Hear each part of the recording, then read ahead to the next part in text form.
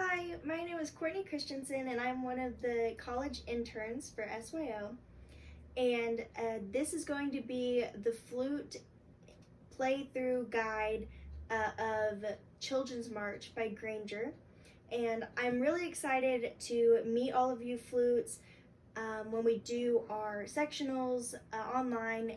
It is sad that we won't be seeing each other in person, but we'll still be able to do a lot through video, through Zoom, I'm hoping. So for Children's March by Grainger, there's Flute 1 and Flute 2 on it. They're pretty similar in the notes, other than some are split by octaves. So there's not a lot of harmony that goes on. There's some spots that are harmony, and I'll show that, and I'll play through a couple different of those spots saying this is Flute 1 and this is Flute 2. But the parts that are just octaves, I'm just going to play just one of the parts, probably most likely Flute 1, since that's going to be the harder of the two, just since it's most of the time up in the atmosphere up there. So starting off at the beginning, while I'm going through this, get out your music, whether it's mine's on my laptop that I'm using, but if you have it printed out or if it's on your laptop, get it out and follow along with what I'm playing and look at the sections. And when I'm talking about a section that maybe has a different fingering or need to mark something on it so that you can just mark it while we're playing through it here. So from the beginning, we can see that we have a lot of rests until we get to play. And in Flute 1, you guys have an oboe cue there at 3, but Flute 2 doesn't have that in their parts. So Flute 2s, if you can take your parts and put just where it has 3 there, put oboe 1, just so you know that's when the oboes come in there. And they play something similar to what you're going to play in a second. At least the first measure is similar to what you're going to play. Next, we come in 8 after the oboe, so 8 after 3. And I'm going to play this section here just until 4. And I'm going to play Flute 1 first, and then I'll play Flute 2. So this is just when we come in at the beginning till a measure 4. And by the way, this is 126, but I'm going to be playing it at like 120. We might bump it up, end up bumping it up all the way to 126, but that is pretty quick, especially for some of the runs and for some of the high notes that we have. So I'm hoping that we can get it up to 126, but I'm going to play it at 120 or a little slower for right now, just so that you guys are able to play along or have something that you can play to.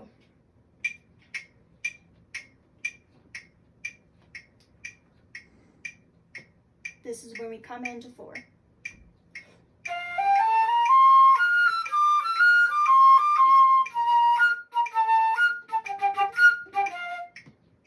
So there's that section there.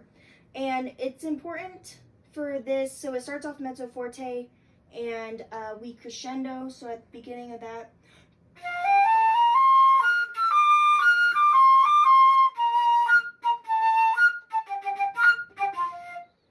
So leaning on when we get to the fortes, and this goes for Flute 2 as well, even though they're different notes there. When you get to the forte, where it has the crescendo into the forte, Flute 2s, you should have an accent on that F. It doesn't have it written in, but put that accent in there. And we want to lean on those and go D, ya, ba, B, ya, ba, ba, ba, ba, ya, ba, bum. And the rest of it should be nice and light. The staccatos are nice and light. Here's that section with the Flute 2, what the Flute 2s have.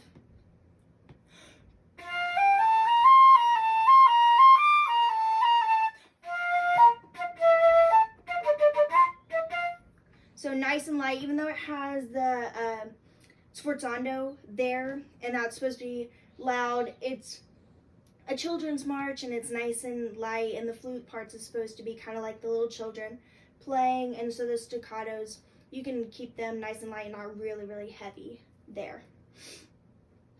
So next we go on to 4, and there's not much, it's not too difficult until we get to the 8VA there. And this section is a section where it's harmonized here until certain parts of the 8VA where we're there together. So I'm gonna play from 4 until 8VA, and this is flute 1 first, and then I'll play flute 2 part. So here's flute 1 at number 4.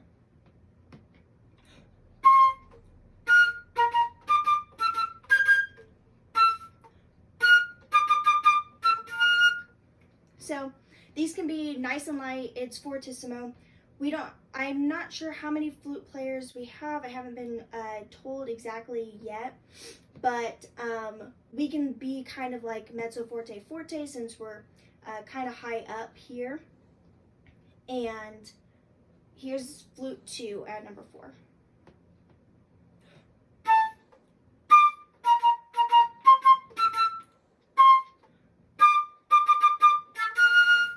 So at the very end, we have the same thing there, which is cool. So now the 8VA, this part, we go up to high C's. We might end up changing where some people are playing up the octave, some people are playing down the octave, because playing those high A's and high C's together, I'm not sure if we're going to be in tune completely together or what's going to happen there, or even if some of us aren't used to playing up that high. So we'll decide when we meet with each other if it's going to be split octaves or if we'll all play up, but I'm pretty sure that we're probably going to split octaves. So here's the 8VA part. This is going to be flute 1 first.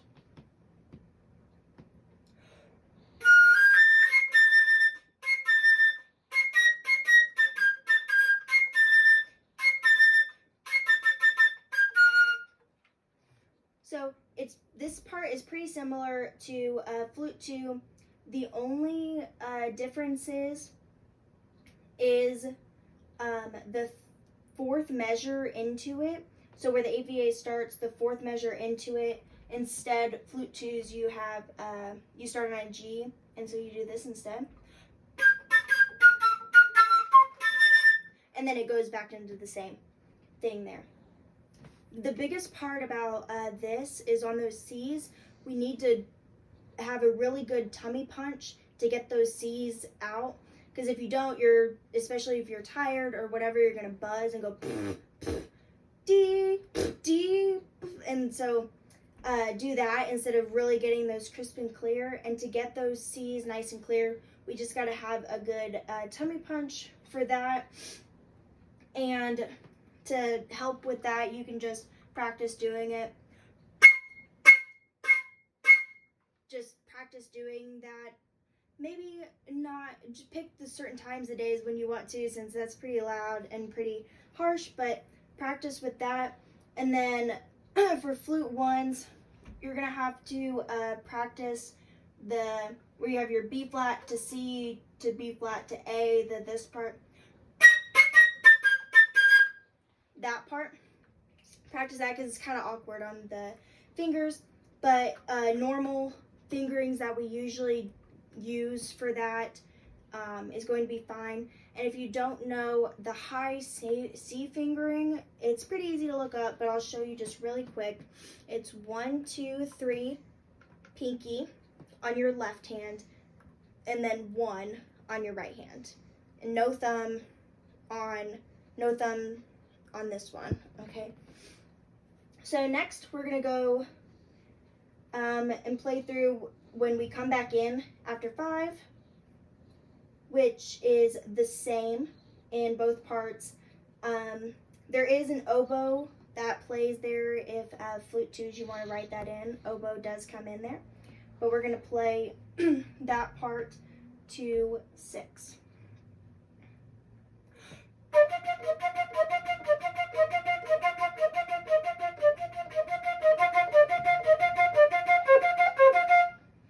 So it starts piano, there's a little hairpin crescendo, and then when we get to 4 before 6, it's piano and then crescendo from there.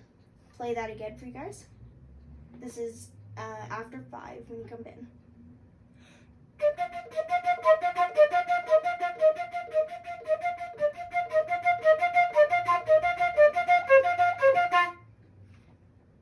And there's that. And so after 6, there's a pretty high part here, but it's just the F to the B flat, and it should be pretty okay for most of you guys. So I'm going to play this real quick.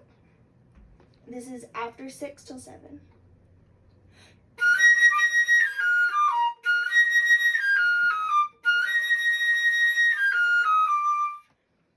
So with this part, the main concern is when you're playing it, make sure the third time that you play it, so the da da dee da da da da da dee da da, the notes change there a little bit, but then it's da da, and we'll hold that B flat for its full count there, instead of chopping it short like it does the first 2 phrases. So I'm gonna play that again for you guys.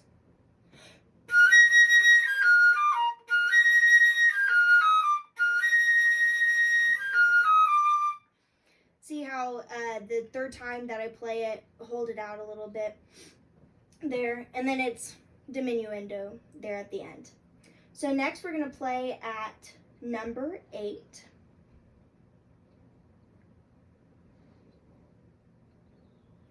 Oh, for flute, so that was flute 2. For flute 1, you guys continue on a little bit longer until 7. So that's where flute 2, that's where you finish. But flute 1, you guys have a little tag kind of at the end of it there that you finish it off. So this is the third phrase, that third phrase that I was talking about for flute 1.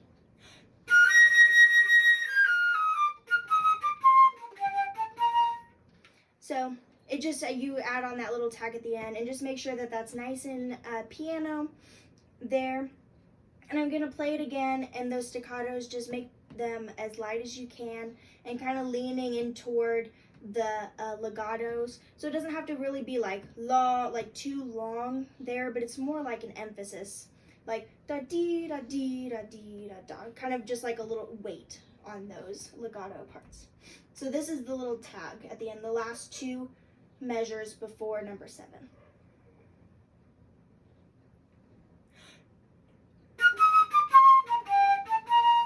Play that again.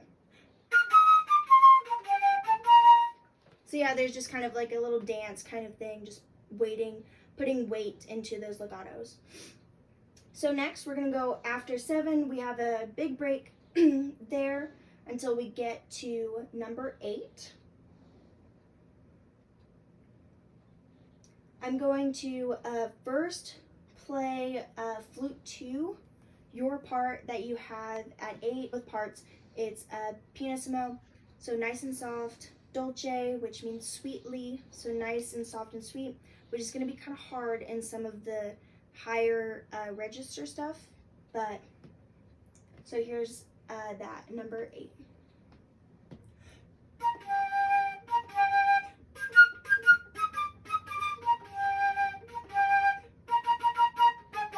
Forte.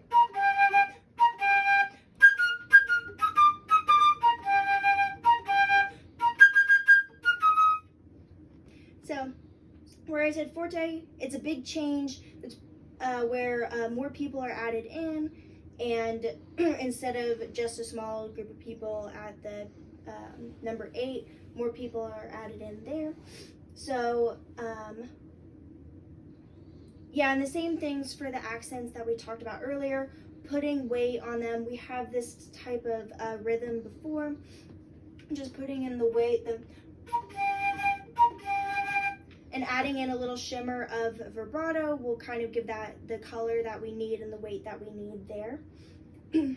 And we're with the legatos, just adding in a little shimmer of the vibrato, like on that D that I had just played there. Da-dee, da-dee, da-dee, da-dee. That D right there. It's a legato, just adding in a little bit of a shimmer and a little longer there, and just a little bit more weight. And that. So now I'm gonna play flute 1, your part there, which is gonna be a little harder since it's higher up and just playing that nice and pianissimo and sweetly. And this also here, I forgot to mention, this is where a key change, you guys probably see it, but there's a key change here where we add that A flat.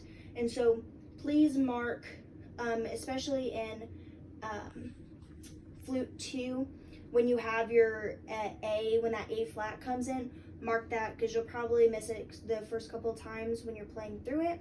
But mark that A flat in there since we added that A flat in the key signature. Here's before 8 to 9 in flute 1.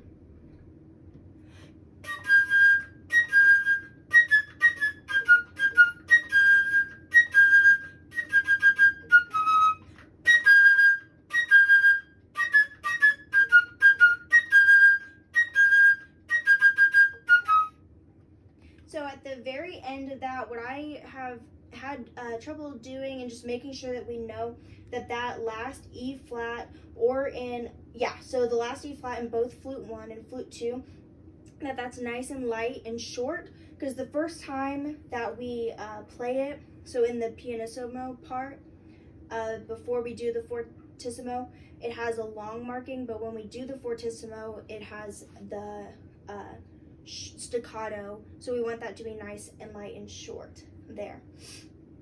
So the next part that we have is after 9, and I'm gonna play the flute 2 first, and so I'm gonna play until we get to the run. So here's the part before the run.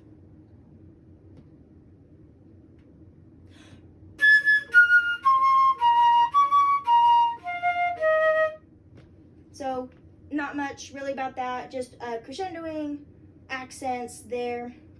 So here's that section in flute 1, and how you guys are going to play that D flat is going to be middle finger and pinky on your left hand, and then on your right hand is going to be your first finger.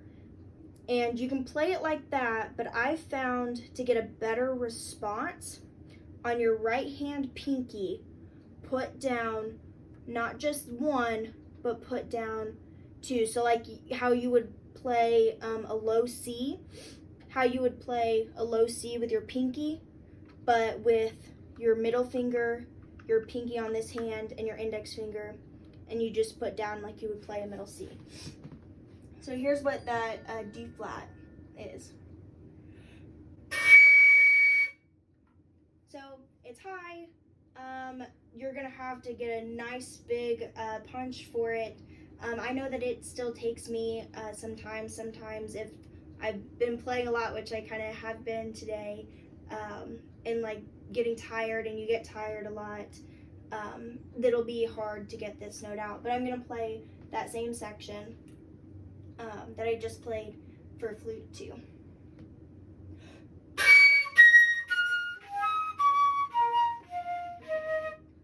Play that again.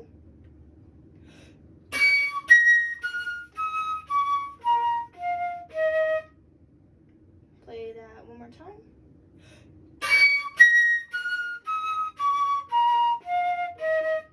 So what's going to be hard about this section is, since we're going down, our tendency, and kind of sometimes what, just a tendency for anyone when we're going down in a scale or going down in notes, we want to decrescendo.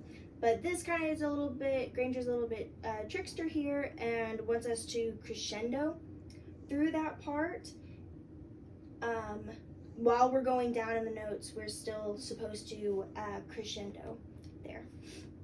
So with this little scalar passage that we have next, go slow with it.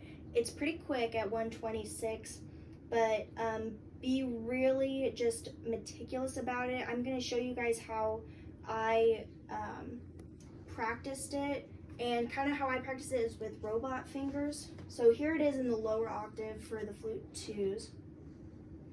And this is just slow, and this is going to be slower and just robot fingers so that you can get the right fingerings and you don't fumble on some of the fingers.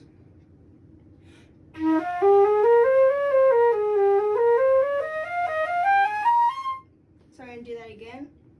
1, 2, 3. 1, 2, 3, 4, 5, 6. I'm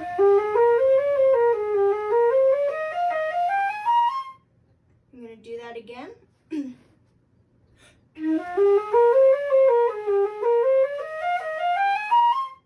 that's going to be easy to crescendo with, especially in the flute 1, since you guys are going all the way up to that high C.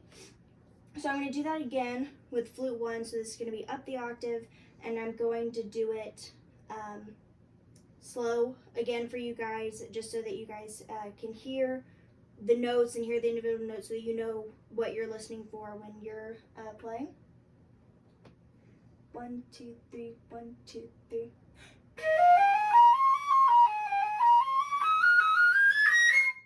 I'm going to do that again. 2, 3, 1, 2, 3.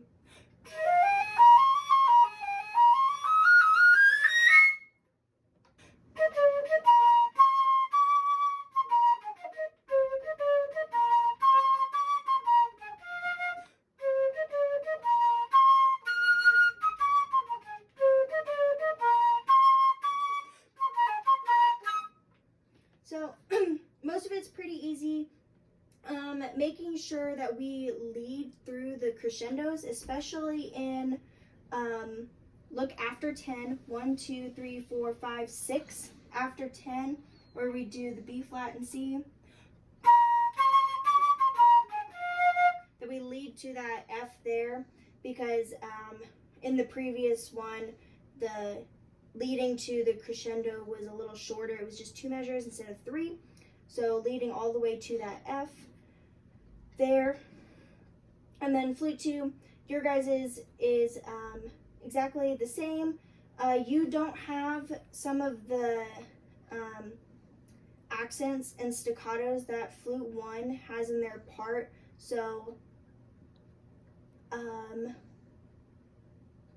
gonna say that right now and let you know. So it should be, it doesn't put similar in there, but you can put similar. If you look at 10, the first 4 measures, or the first 8 measures at 10, you guys see how you have the accents and staccatos in there, but then in the next part it repeats it, but it doesn't have those accents and staccatos. You can just add those in there. They should be in there, and it should be the same there, but it just doesn't have it. Same for flute 1. You can add those in there. They are the same, or you can put similar. It doesn't have that in there, but it should be similar. So the next part that we're going to do is 11, and I'll play flute 1 first, up to the run. Just play that little section, flute 1 first, with the pickup.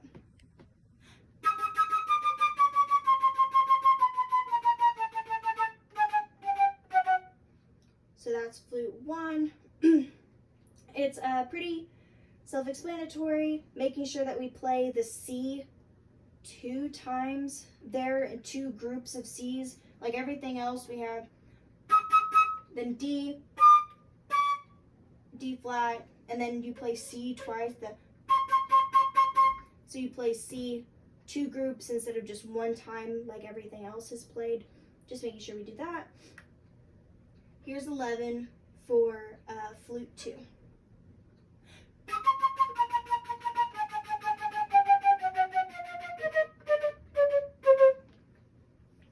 There, and it says sempre staccato, which means just to continue those staccatos and keep those going nice and light. There. And so for the run, the run is pretty simple. It's just a scalar run there. And you go from a low D flat to an A flat. I know some of us, if we know our D flat major scale, we might want to add in like a G flat or something and try to play that. But it's just the A flat major scale starting on a D flat. And so with doing that, you can just do it in sections. Just do it. And just do it like that, and just doing it in sections like that until you're able just to go through it. And then we want to make sure that at the very end of it, here's the last little section of it. And we want to make sure that we tongue that A flat and not just go through it like this. So don't do this where you're just going through it. You want to make sure that you tongue it because it has that accent there, and it is crescendoing up to it. When you hear that accent and tonguing it, and so that there's a clear, distinct separation from those, and it's not just slurring through it. So the next part here, you guys play pretty similar parts, except for flute 2, this last phrase, flute 2, you'll go down the octave in a part of it. So I'm just going to play flute 1 here, but just know flute 2, 1, 2, before 12, 1, 2, 3, 4, you go, 1, 2, 3, 4, 5, you go down an octave from them, and there's some you go down the octave from them. But here is flute 1, and here's that last phrase that you guys have.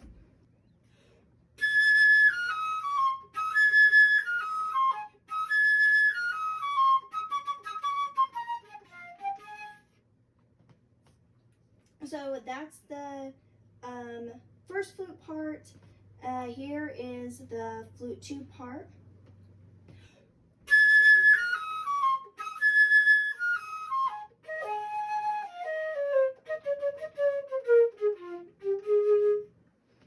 So it's you guys are just going down, and so just getting down to that piano, it makes a lot of sense there, and just making sure that you're nice and staccato, and just giving it a little bit of weight on at the very end there, giving a little bit of weight on those legatos. There. And that'll be, and then the rest of it, we rest for a lot of it. So yeah, that is pretty much everything that I wanted to talk about for this piece. It's a fun piece. Look up Percy Grainger and some of the things about him, and it's a fun, light piece that we can play, and started out at about 100, 110, playing it and getting some of those things up to speed, especially the runs that we have, and then work your way up to 126. Don't start at 126, start playing it like 100, 110 if you're able to get there, and then work it up from there in like increments of 5 beats per minute. So I hope you guys enjoyed this video and found some good information with some of the parts here. And feel free when we have our sectional to ask me any questions about it and stuff. We'll be talking about a lot of this, and hopefully we'll have our next piece, which is Snitching in the Kitchen, or whatever our other piece is, and I'll be making an instructional video for that as well. And on Monday, or whenever we see each other for our sectional, I'll give you guys my information and contact information, and so when you're watching this, whether it be before Monday or after Monday, just feel free to contact me on any questions that you have, or even when we're in our sectional if we didn't get to a question or concern that you have. So thank you guys, and can't wait to see you.